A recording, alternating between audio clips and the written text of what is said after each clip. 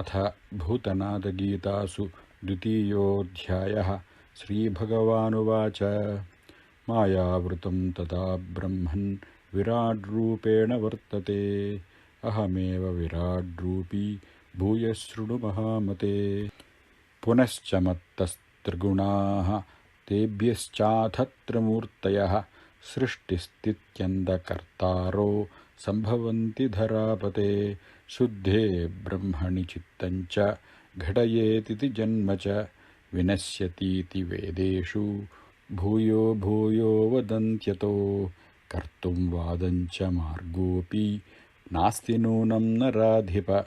ब्रह्मणो मायया सङ्गं कथं सम्भवतीति च विचिन्त्य राजशार्दूल वृथा चित्तभ्रमाद्वरं मनोलयं महान् श्रेष्ठः करणीयस्तु ब्रह्मणि।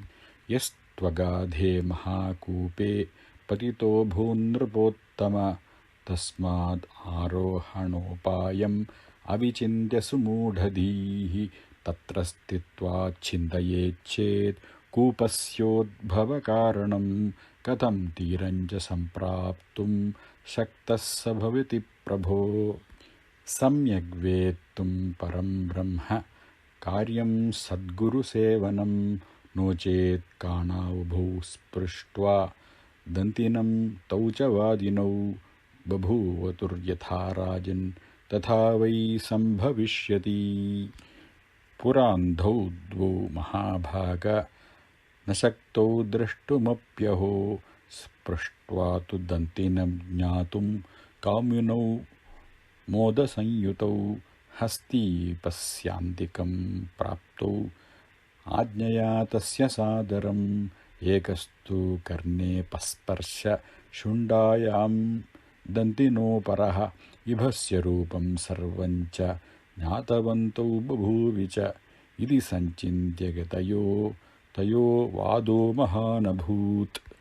स्पृष्टतुण्डः प्राह चान्यं लम्बमानो गजशृणु स्पृष्टकर्णोस्तदा हेत्थं वर्तुलः करिराडिति।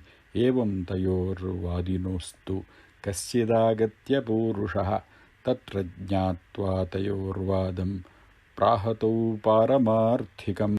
अन्धौ मा कुरु तं वादमेवं तु करिणं प्रति दीर्घो न वृत्तो दन्ती च परमार्थं वदाम्यहम्।